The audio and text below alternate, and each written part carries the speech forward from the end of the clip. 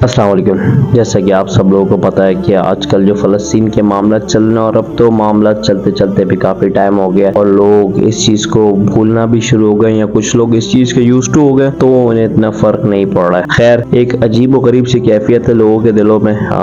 कुछ लोग बाइकआउट करने का बोल रहे हैं और कुछ लोग बाइकआउट के खिलाफ है। क्या बाइकआउट करना चाहिए या बाइकआउट नहीं करना चाहिए? तो जो लोग बोल रहे हैं कि बाइकआउट करना चाहिए वो ये बोल रहे हैं कि हम क्यों उन लोगों को सपोर्ट करें थोड़ा भी, कि जो कि हमारे मुसलमान भाइयों के खिलाफ ही जो है ना हथियार इस्तेमाल कर रहे हैं और वो उन्हीं को मार रहे हैं, मासूम बच्चों को मार रहे हैं। तो बोल रहे हैं हम उधर जाके लड़ तो नहीं सकते, कम से कम हम ये तो कर सकते हैं कि हम बाइकआउट करें। दूसरी तरफ जो लोग हैं जो बोल रहे हैं कि बाइकआउट नहीं करना चाहिए, वो भी कह रहे हैं, उनका पॉइंट भी सही है कि इससे तो हमारे मुल्क को ही नुकसान होगा, लेकिन जो है उनको इतना नुकसान नहीं होगा। तो अब दोनों तरफ में हम लोग क्या करें कि बाइकआउट करें या ना करें? देखिए, मैं आपसे ना एक छोटी सी मिसाल शेयर करूंगा और फिर जो है ना उसके बाद हम देखेंगे कि क्या होता है। एक पुलिस वाला हो, उसके सामने एक डकैत जो है वो डकैती मार रहा हो, तो उस केस में अगर वो पुलिस वाला हो बोले अल्लाह मैं तुझसे दुआ करता हूँ इस डकैत को जो है ना तू खत्म कर दे, ये डकैती मारना छोड़ दे, और फिर उसके बाद वो डकैती मार के चोर चला जाए, क्या लगता है कि अल्लाह की दुआ कबूल होगी और वो डकैत को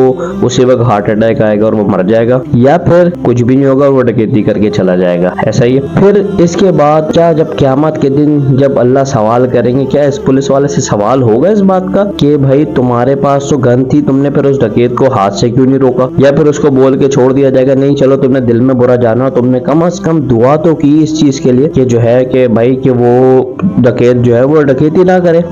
नहीं, उससे सवाल होगा कि तुम्हारे पास गन थी, तुम्हारे पास इख्तियार था, तुमने क्यों नहीं उस चोर को रोका? हम इस हदीस को थोड़ा सा गलत एंगल से लेते हैं कि ईमान के 3 दर्जे हैं, बुराई को हाथ से रोको, जबान से रोको या दिल में बुरा जानो। लेकिन इसका मतलब ये नहीं है अगर आपके पास सलाहियत है आप हाथ से रोक सकते तो आप फिर भी दिल में बुरा जानेंगे? नहीं, फिर अब आप पे फर्ज है कि आपने जो है हाथ से रोकना है, और अगर आपने हाथ से नहीं रोका तो उसके ऊपर आपसे सवाल किया जाएगा। अच्छा, अब जो लोग बात ये करते हैं कि भाई हमारे मुल्क का नुकसान हो रहा है, हमारा मुल्क तरक्की नहीं करेगा, तो इससे पहले तो हमने बाइकआउट नहीं किया, पता मुल्क ने कितनी तरक्की कर ली हमारी, क्या हुआ?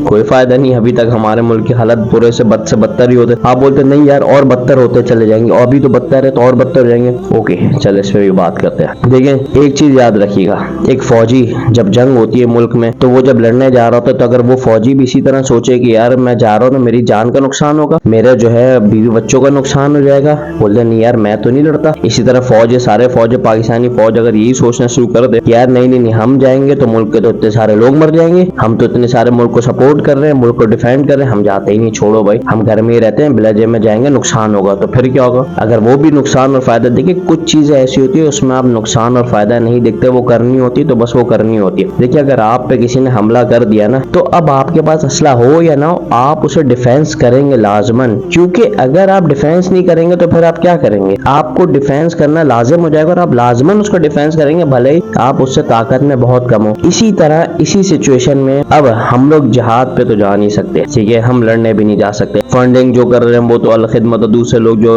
इदारे हैं वो फंडिंग कर रहे हैं, हम उसमें सपोर्ट भी कर रहे हैं। एक चीज है जो हमारे पास आ रही है, एक तो दुआ हो गई, दूसरी ये है कि क्या हम बाइकआउट भी ना करें?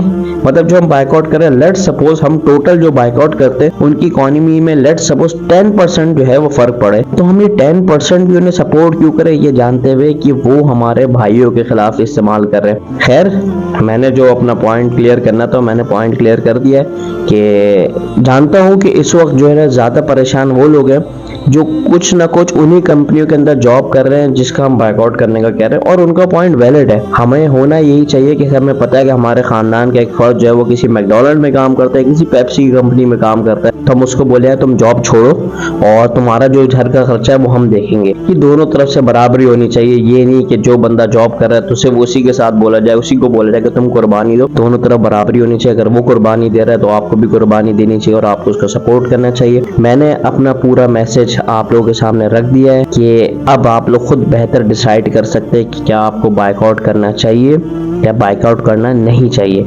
और मैं आपको एक चीज और बता दूं, जब हम बाहर की चीजों का बाइकआउट स्टार्ट कर देंगे तो हमारी इंटरनल इंडस्ट्री खुद ब खुद ग्रो होना स्टार्ट हो जाएगी। एक बात याद रखिएगा, कुछ चीजें ऐसी होती है कि अल्लाह बोलते हैं कि तुम जो है मुझ पर भरोसा रख के करो। तुम्हें बज़ाहिर वो नुकसान लग रहा होगा, लेकिन उस नुकसान को मैं फ़ायदे में बदल दूंगा।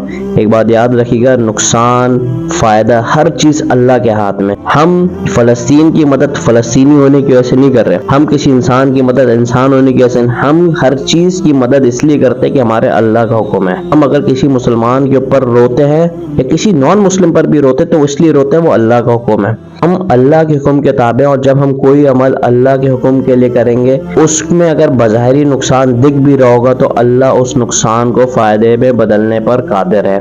करता हूँ आप लोगों को मेरी बात समझ आ जाएगी, और जो है आप अपने जज्बे के साथ बाइकआउट को जारी रखेंगे, करते रहें, फंड्स भी देते रहें, लेकिन अपनी ऊपर भी थोड़ी सी मुशक्क़त डालें और जो है बाइकआउट को जारी रखें। अपना ख्याल रखिएगा, इस पैगाम को सबके साथ शेयर करें। अस्सलाम वालेकुम।